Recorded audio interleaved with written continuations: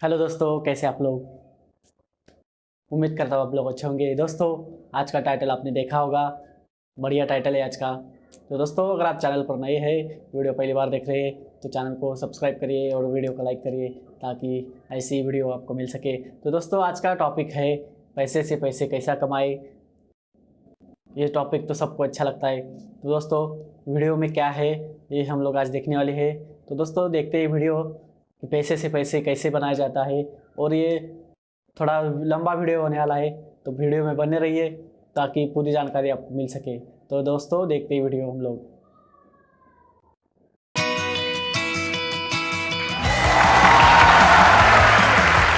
आसान है। Please sir. तो इस सेशन को मैं शुरू करता हूं। एक बहुत इंपॉर्टेंट एक बात जो हमको समझनी होगी इस सेशन को आगे बढ़ाने से पहले। हमारा जो भी एजुकेशन सिस्टम है या जो भी बचपन से आज तक हमारी कंडीशनिंग हुई है, वो पूरा फोकस सिर्फ एक ही चीज के ऊपर है, वो है कि पैसा कमाओ। सब एग्री करते हैं इस बात से? तो पैसा कमाने पे तो सबका फोकस है, लेकिन कुछ ऐसा है जो इससे बहुत इंपॉर्टेंट है, उस पर किसी का फोकस नहीं है। पैसा कमाने से भी ज्यादा जो इंपॉर्टेंट है वो है कि आपने कितना पैसा बचाया। इंपॉर्टेंट है या नहीं है लॉन्ग टर्म में?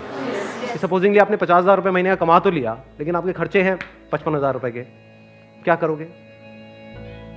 तो कितना आपने कमाया उससे ज्यादा इंपॉर्टेंट है आपने कितना बचाया। कितना बचाया इससे भी ज्यादा इंपॉर्टेंट है कि जो बचाया उसको किस तरीके से इन्वेस्ट किया। ये कितने लोग समझ पा रहे हैं इस बात को? बट ये हमको कहीं नहीं सिखाया जाता है। स्कूल्स में, कॉलेजेस में, घर पे भी इसकी इतनी बात नहीं होती है कि पैसे को इन्वेस्ट कैसे करना है, स्मार्टली कैसे इन्वेस्ट करना है। क्योंकि अगर आपको स्मार्टली इन्वेस्ट करना आता है और आप मान लो महीने का, मैं बहुत बड़ी बात नहीं करता, 2-3 हज़ार रुपए भी इन्वेस्ट करते रहते हो अभी से, इस एज ग्रुप से, which is around 25 years 30 years, तो आने वाले 20 साल बाद, 30 साल बाद पता है आपके अकाउंट में कितना पैसा हो सकता है अगर स्मार्टली इन्वेस्ट करते हो तो? करोड़ों रुपए हो सकते हैं। तो this topic today is extremely important, चाहे आप मेल हो चाहे फीमेल हो।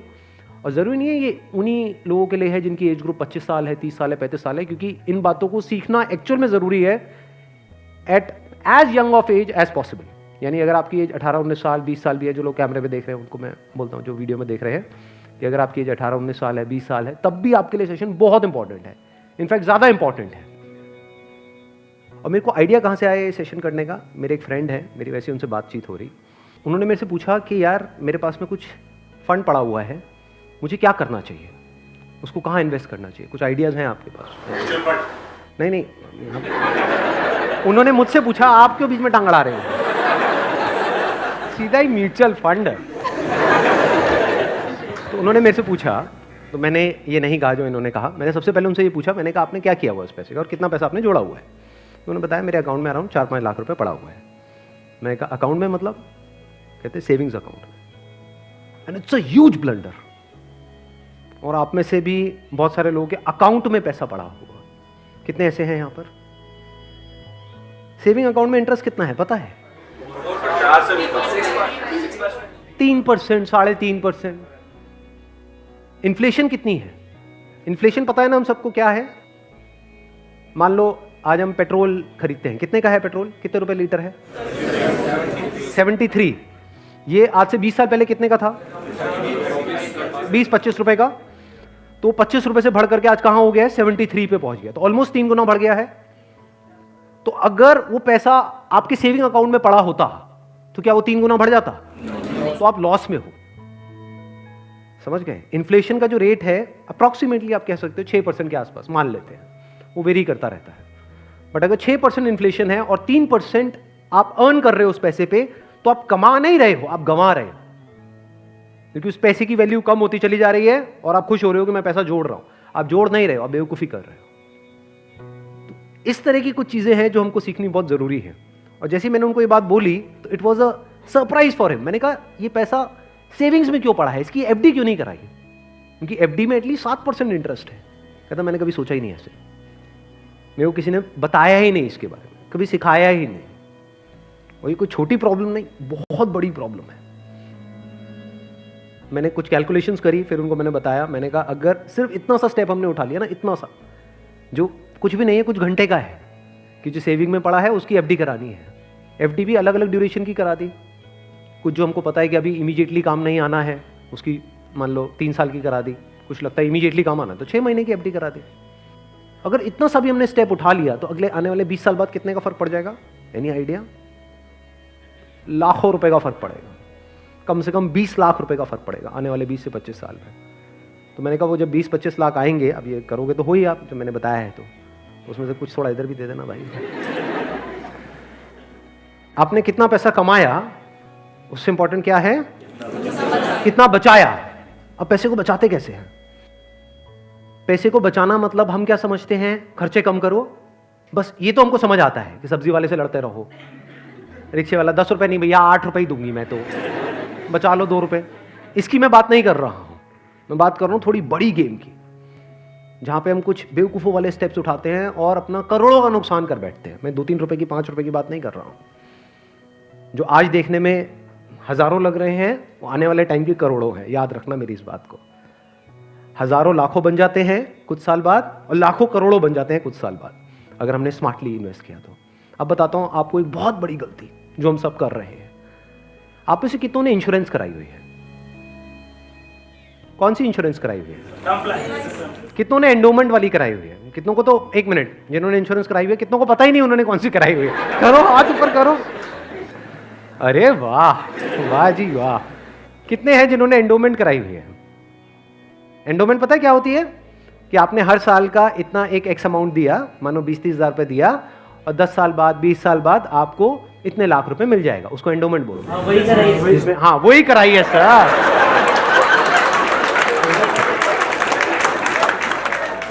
क्या सर एंडोमेंट पेंडोमेंट बोलते हैं? सीधी बात करो ना।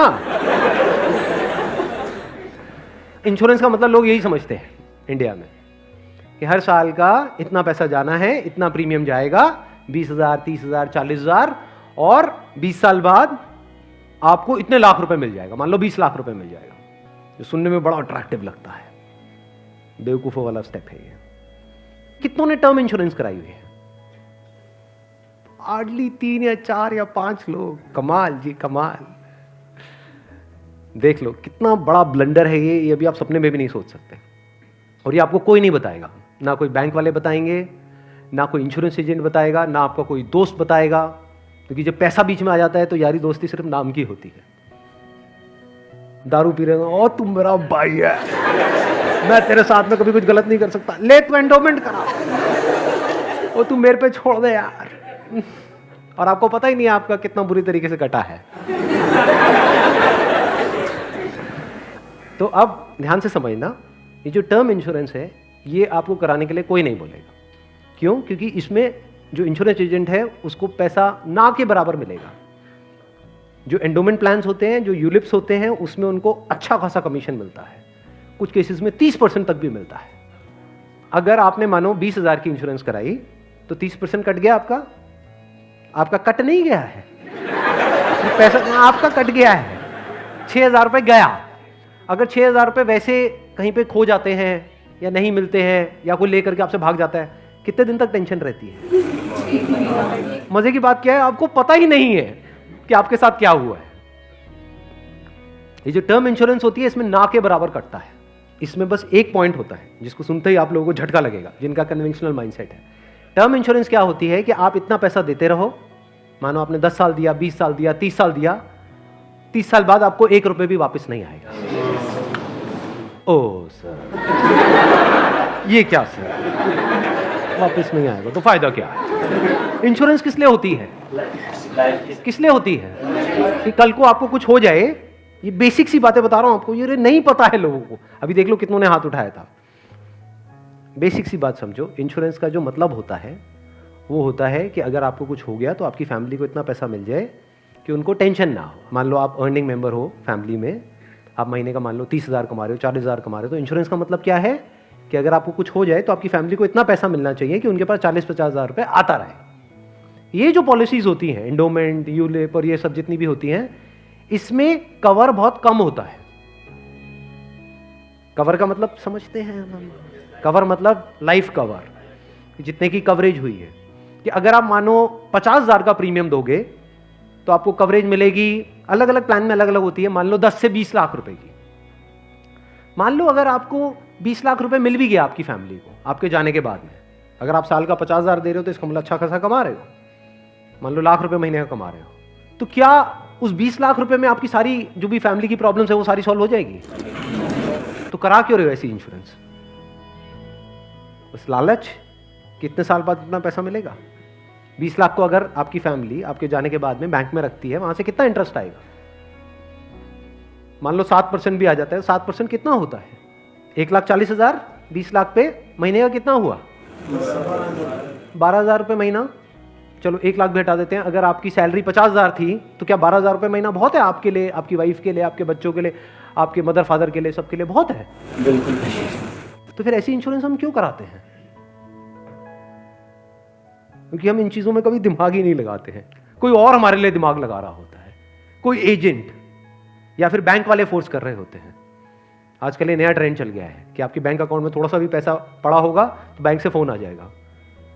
हो रहा है ऐसा है? नहीं हो रहा है कि क्यों रखा हुआ है, ये करा लो ना, वो करा लो ना। अब वो क्या करवाने को बोलेंगे आपको, जिसमें आपका फायदा है, जिसमें उनका फायदा है। इस बेसिक सी चीज को समझ लो। तो टर्म इंश्योरेंस के लिए आपको कोई नहीं बोलने वाला। उल्टा अगर आप बोलोगे तो वो लोग मना ही करेंगे, आपको कहेंगे इसमें मिलना तो है नहीं, फायदा क्या है। अब टर्म इंश्योरेंस का फायदा समझो। यहां पे आपने एंडोमेंट में, यूलिप में कितना दिया? 50,000 साल का, और मिला कितना? कवर कितने का है? 20 लाख का मैक्सिमम। कई कई केसेस ऐसे भी हैं जहां पे 50,000 आपने दिया और 10 लाख का कवर है, और 10 लाख रुपए कुछ भी नहीं है अगर कुछ आपको हो जाता है तो। अब वहां पर क्या है? 10,000 रुपए आप देते हो साल का, और कवर कितना है? 1 crore. 1 crore approximately, depends upon the age. But 1 crore का आपको कवर मिला। 10,000 रुपए आपने साल का दिया, 1 करोड़ अगर उन्होंने बैंक में भी रखा तो कितना आया? 60,000 महीने का। 7 लाख रुपए साल का आया, महीने का कितना हुआ? अराउंड 60,000। बहुत है। अगर आप 50,000 रुपए कमा रहे हो, बल्कि 10,000 ज्यादा दे दिए। अगर आप मैं वही बोलने ही वाला था कि अगर आप जरूरत से ज्यादा लड़ते हो घर में तो आपके घर वाले खुश होंगे। चलो एक काम तो अच्छा किया जिंदगी में। तो अगर आपका बजट 50,000 का है इंश्योरेंस कराने का, तो 10,000 आपने कराई टर्म इंश्योरेंस, बिना ये सोचे कि मेरे को वापस कितना मिलेगा, क्योंकि वापस मिलने के लिए इंश्योरेंस नहीं है। इंश्योरेंस है लाइफ कवरेज के लिए। टर्म इंश्योरेंस मतलब क्या? कि आप उतना ही पैसा दे रहे हो जितने का आपको लाइफ कवर चाहिए। सिंपल। मान लो आप लाख रुपए महीने का कमा रहे हो, तो आपको कितने की पॉलिसी चाहिए? 2 करोड़। 2 करोड़ की। 2 करोड़ के लिए कितने का प्रीमियम जाएगा साल का? 20,000 रुपए। बस, इससे ऊपर 1 रुपए भी देना इलॉजिकल है। इसको बोलते हैं पैसे को बचाना। और वैसे अगर आपको 2 करोड़ की कवर चाहिए एंडोमेंट पॉलिसी में, तो कितने का प्रीमियम देना पड़ेगा साल का? 10 से 20 लाख रुपए साल का आपको प्रीमियम देना पड़ेगा। मतलब जितना कमा रहे हो उससे ज्यादा देना पड़ेगा। समझ गए क्या हो रहा है? जो कमा रहे हो वो सारा इंश्योरेंस में ही जाएगा, तब जाकर के एक ढंग का कवर मिलेगा आपको। जब मैंने भी अपने घर में बात करी टर्म इंश्योरेंस कराने की अपनी, तो उन्होंने सबसे पहली चीज यही पूछी, मेरे जो फादर है, कि ठीक है ये तो समझ आता है कि इतना पैसा जा रहा है, 20 साल बाद कितना मिलेगा? मैं कुछ नहीं मिलेगा। मैं कहा हाँ अगर कुछ हो गया तो मिलेगा।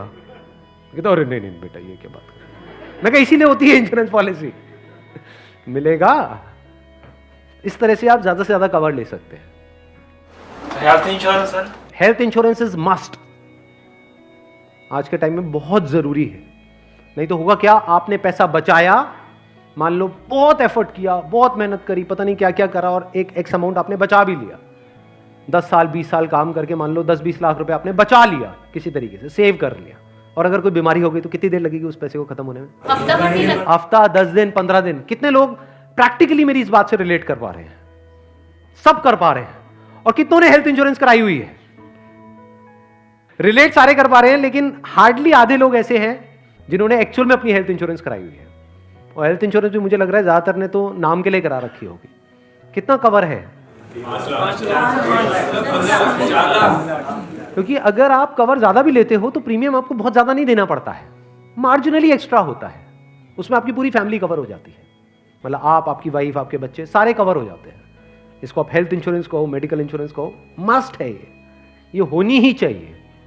ज्यादातर ऐसे केसेस में क्या होता है, जिन्होंने कोई हेल्थ इंश्योरेंस अपनी नहीं कराई होती है, क्योंकि अब छोड़ तो सकते नहीं उस पर्सन को जो हमारे साथ में है, या खुद अगर कुछ हो गया तो अब अपने आप को ये तो नहीं कह सकते कि हाँ मर दें। तो ऐसे में क्या होता है, एक तो सेविंग्स आपकी खत्म होती है बड़ी तेजी से, दूसरा क्या खत्म होता है और क्या होता है, लोन लेना पड़ेगा, उधार लेना पड़ेगा। उस उधार को चुकाने का मतलब क्या है कि आप कभी जिंदगी में दोबारा सेव कर ही नहीं सकते। समझ रहे हो ये प्रॉब्लम कितनी बड़ी है और कितनी कॉम्प्लिकेटेड है ये, कि मतलब जिंदगी में कभी आप पैसा जोड़ ही नहीं पाओगे, क्योंकि जो कमाओगे अब वो सारा उधार चुकाने में लगता रहेगा। या तो आप लोन लोगे बैंक से, या अपने किसी दोस्तों से, यहां से वहां से, जिससे भी लोगे। अगर नहीं दोगे उनको वापस तो दोस्ती खराब करोगे।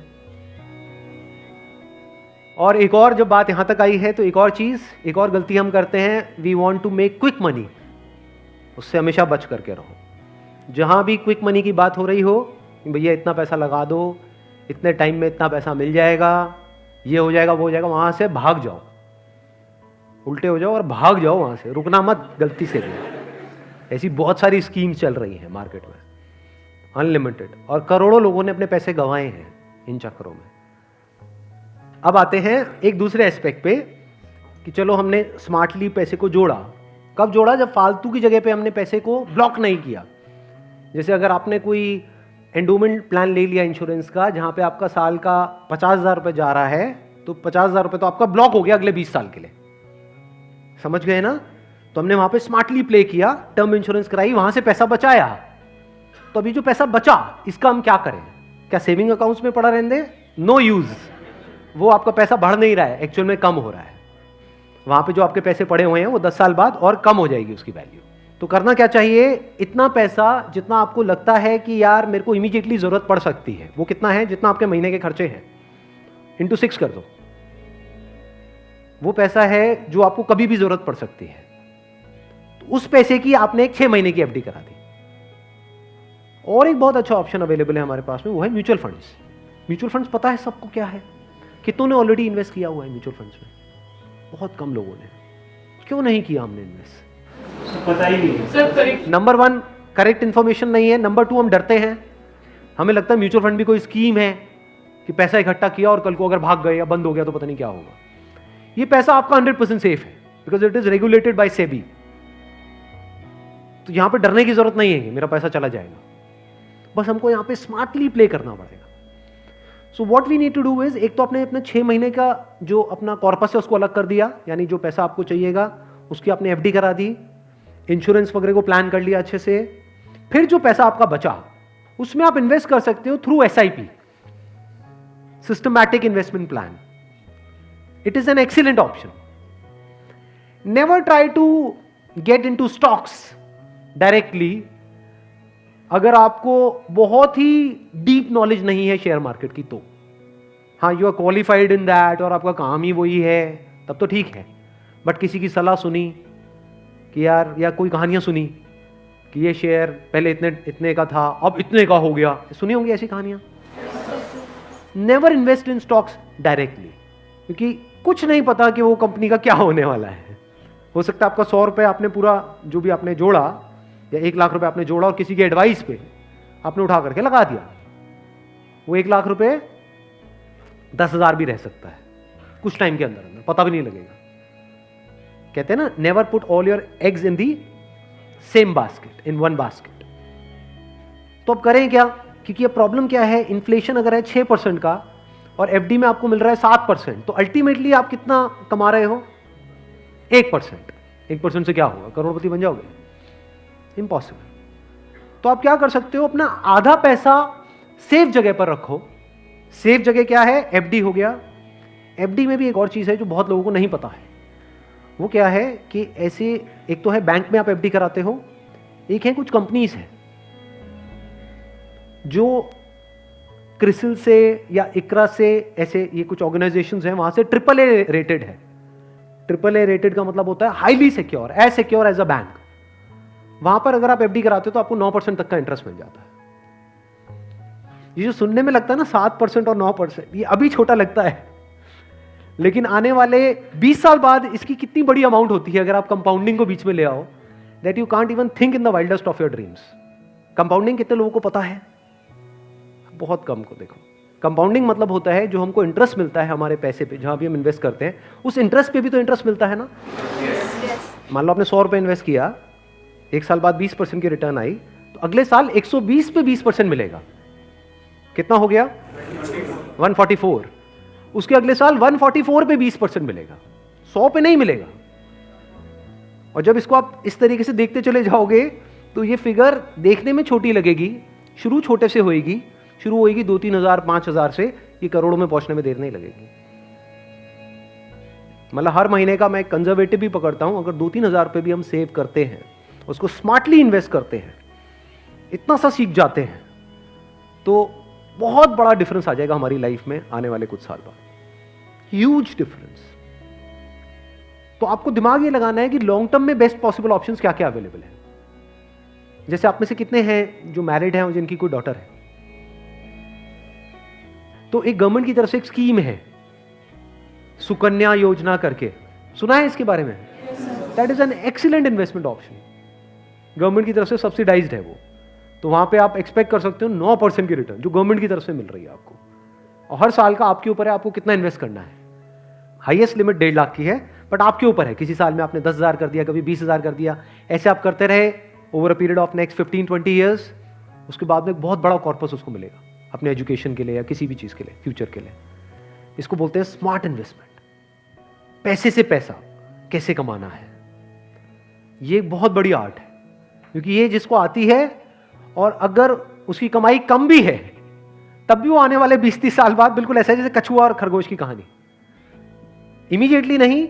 मान लो कोई बंदा है 50,000 रुपए कमा रहा है लेकिन वो स्मार्टली इन्वेस्ट कर रहा है, दूसरी तरफ से कोई बंदा है जो 1 लाख रुपए महीने का कमा रहा है लेकिन ना तो ढंग से पैसा बचा रहा है ना समझदारी से इन्वेस्ट कर रहा है, तो आने वाले 20-30 साल बाद ये जो 50,000 वाला है ये उससे बहुत आगे होगा, ये करोड़ों में होगा, और उस बंदे के हाथ में कुछ भी नहीं होगा, वो हो सकता है डेट में होगा, मतलब उसके ऊपर कर्जा होगा, और ये बंदा ऐसा होगा जो कर्जा देने लायक पोजीशन में होगा, ऐसा भी हो सकता है। ये अगर हम बेसिक से फंडों को समझते चले जाएं तो अब ध्यान से समझना, अब यहां पर हम कहां तक पहुंच गए थे। SIP is an excellent option. SIP का मतलब होता है कि आपने अपना एक अमाउंट फिक्स कर लिया, हर महीने का इतना अमाउंट तो एसआईपी में देना ही देना है म्यूचुअल फंड में। अब म्यूचुअल फंड कैसे चूज करें? हजारों म्यूचुअल फंड है। लार्ज कैप इक्विटी फंड को पकड़ो, वो भी कुछ वेबसाइट्स है जैसे मनी कंट्रोल है, वैल्यू रिसर्च है, वहां पर जाकर के देखो उन फंड्स की रेटिंग कम से कम 4 से 5 स्टार होनी चाहिए। कोई ऐसा फंड है उसकी 1 या 2 स्टार की रेटिंग है, मत करो उसमें, बल्कि ऐसा फंड होना चाहिए जो हर वेबसाइट पे 4 या 5 स्टार की रेटिंग हो। अब आपने क्या किया कि हर महीने का अपना एक अमाउंट फिक्स कर लिया, दैट कुड बी एनीथिंग, 1,000 रुपए, 2,000 रुपए, 3,000 रुपए, 4,000, 5,000, what ever that amount is. SIP के थ्रू ऑटोमेटिकली इतना अमाउंट आपके अकाउंट से डेबिट होता चला जाएगा over a period of next 10 years, 20 years, 30 years. अभी स्मार्ट इन्वेस्टमेंट क्यों है? एक तरफ से मैं इंश्योरेंस के लिए मना कर रहा था, इसके लिए स्मार्ट क्यों है? क्योंकि यहां पे आपका पैसा नहीं कट रहा है, जो पैसा आप लगा रहे हो पूरा का पूरा इन्वेस्ट हो रहा है। इसमें भी 2 ऑप्शन है, एक आप ब्रोकर के थ्रू जा सकते हो, एक है डायरेक्ट जा सकते हो, तो वहां पे आपका 1% और बच जाएगा। मान लो टोटल 1.5% कटना था हर साल का, तो अब कितना कटेगा? सिर्फ आधा %। अभी 1% सुनने में छोटा लगता है, but over a period of 20-30 years ये लाखों रुपए का होता है। मतलब डिसीजन लेने में कुछ मिनट्स लगते हैं इन बातों को समझने में, लेकिन आने वाले टाइम में यही फर्क होगा कि आपके अकाउंट में लाखों है, करोड़ों है, क्या है। अच्छा, म्यूचुअल फंड क्यों और स्टॉक्स क्यों नहीं? क्योंकि स्टॉक्स में आप 1 या 2 या 4 में इन्वेस्ट कर रहे हो, म्यूचुअल फंड जो है वो डिवाइड कर देते हैं। वो मान लो 50 में उन्होंने इन्वेस्ट कर दिया, तो अब अगर उसमें से एक कंपनी बंद भी हो गई तब भी प्रोपोर्शनेटली जो आपने इन्वेस्टमेंट करी है उसमें उसका परसेंटेज क्या था? मान लो 2%, तो आपको 100 रुपए 98 रह गया, बस इतना ही हुआ। अब मार्केट में सबसे बड़ा डर लोगों को यह होता है जो म्यूचुअल फंड में नहीं इन्वेस्ट करते हैं कि कल को नीचे आ गया तो क्या होगा, क्योंकि नीचे आने की कोई लिमिट नहीं है। एफडी में यह है कि नीचे नहीं आएगा, इंटरेस्ट कम हो सकता है, नीचे नहीं आएगा। तो म्यूचुअल फंड में लोग नीचे आने के नाम से डरते हैं, ऊपर जाने में कोई डर नहीं है। अगर गारंटी मिल जाए कि भैया साल का इतना % तो आना ही आना है और आता ही रहेगा जिंदगी भर, तो कोई डर ही नहीं है, फिर तो सारे लगा देंगे। बट कोई गारंटी नहीं है ना, और नीचे भी जा सकता है। तो अगर कुछ ऐसा हो जाए कि अगर म्यूचुअल फंड नीचे भी जाए तब भी आपका फायदा हो जाए, तो प्रॉब्लम सॉल्व हो गई ना। ये मेरी अपनी स्ट्रैटेजी है, ये कोई किसी बुक में नहीं है या कोई थ्योरी नहीं है, ये मेरी अपनी स्ट्रैटेजी है, वो मैं आप लोगों के साथ में शेयर कर रहा हूं। आपको क्या करना है? मोटा मोटा स्टॉक मार्केट को ट्रैक करना है, हफ्ते में 1 दिन देख लो, कि अभी कितने पे चल रहा है। मान लो एक पीक है, पीक अभी मान लो 40,000 है, अभी मार्केट चल रहा है अराउंड कितना 36, 37 के अराउंड चल रहा है। तो मेरी स्ट्रैटेजी क्या है, जैसे ही मार्केट 20% से नीचे गिर जाए कि मार्केट की ये पीक है, मान लो 40,000 है, अब मार्केट 30,000 पे आ गया है, तो आपने क्या किया, पहले इन्वेस्ट किया हुआ था SIP में लार्ज कैप्स में, आप इमीडिएटली जैसे ही मार्केट 30 पे आई आप स्विच कर गए मिड कैप में, not even in small cap, mid cap. अब ऐसा क्यों किया, क्योंकि जब मार्केट 20% टूटेगा, सेंसेक्स का मतलब लार्ज कैप्स जो बड़ी कंपनीज हैं, जब मार्केट 20% टूटेगा यानी बड़ी कंपनीज के जो शेयर्स हैं वो 20% से टूटेंगे, तो जो छोटी कंपनीज हैं उनके शेयर्स 50 से 60%, 70% तक टूट जाएंगे। तो जब वो 60% टूटा तो 100 की चीज आपको कितने में मिल गई, 50 में या 40 में। तो जब मार्केट नीचे भी गया तो आपका फायदा हो रहा है। ये स्ट्रैटेजी समझ आ गई। वापस से जैसे ही मार्केट जो भी लास्ट उसकी पीक थी, मान लो 40,000, उससे 20% ऊपर गया तो मिड कैप से आप स्विच कर गए वापस से लार्ज कैप में। ये स्ट्रैटेजी जो है ये मैंने सीखी है वॉरेन बफे से। उनका जो बेसिक सा फंडा है, मतलब अगर एक लाइन के अंदर बोला जाए, वो क्या है कि जब मार्केट बहुत ज्यादा ग्रीडी हो तो डरो, और जब मार्केट डरा हुआ है तो ग्रीडी हो जाओ। बेसिक सा फंडा है, मतलब जब सब डरे हुए हैं तो थोड़े से लालची हो जाओ, और जब सब लालची हो रहे हैं मतलब मार्केट ऊपर भाग रहा है तो डरने लग जाओ। तो लार्ज कैप में डर कम है, मिड कैप में डर ज्यादा है। तो जैसे ही मार्केट नीचे जाएगा मिड कैप को सब छोड़ देंगे, उस वक्त आप उसको पकड़ लोगे। तो अब चाहे मार्केट ऊपर उठे तब भी आपका फायदा है, नीचे गिरे तब भी आपका फायदा है। आप वेट कर रहे हो, मैं आज एक्चुअल में वेट कर रहा हूं। लोग हैं डरते हैं, जो म्यूचुअल फंड में इन्वेस्ट करते हैं, स्टॉक्स में इन्वेस्ट करते हैं, लोग डरते हैं कि मार्केट नीचे ना आ जाए, मार्केट ऊपर। मैं वेट कर रहा हूं, जाए तो सही नीचे, समझ गए? क्योंकि लार्ज कैप टूटेगा 20% तो मिड कैप टूट जाएगा 60%। तो मेरा 100 रुपए लगा हुआ था तो 80 रह जाएगा, उस 80 को उठा करके मैं मिड कैप में डाल दूंगा, फिर आराम से बैठ जाऊंगा कुछ सालों के लिए। जैसे ही मार्केट ऊपर जाएगा, मतलब लोग लालच से तड़प रहे हैं, तब जैसे ही 20% ऊपर गया, मान लो 48,000 पे गया, मिड कैप से हट करके मैं आ जाऊंगा लार्ज कैप में, वापस से सेफ हो गया। अब जो नया पीक बन गया वो क्या बन गया, 48,000। आज की रेट में क्या है, 40,000। अब 48,000 पे 2020 चलेगा। आ गया गेम समझ में? तो यहां से आप पीसफुल हो, नहीं तो लोग डरे ही रहते हैं, म्यूचुअल फंड के नाम से डरते हैं। क्यों डरते हैं? अरे कम हो रहा है, कम हो रहा है, कम हो रहा है। कम हो रहा है तो बढ़िया है, तब भी आपका फायदा है, और बढ़ रहा है तो फायदा है ही है।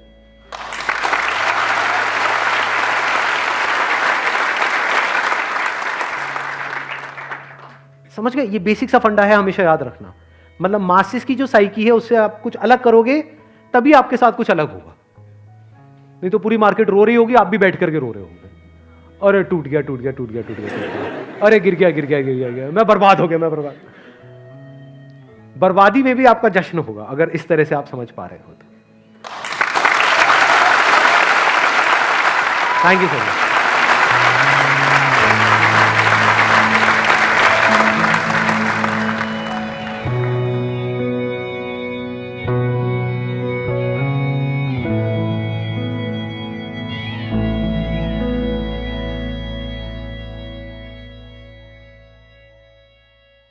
तो दोस्तों ये वीडियो देखकर आपको पता चल गया होगा पैसे से पैसे कैसे कमाया जाता है या मनी मैनेजमेंट कैसे की जाती है।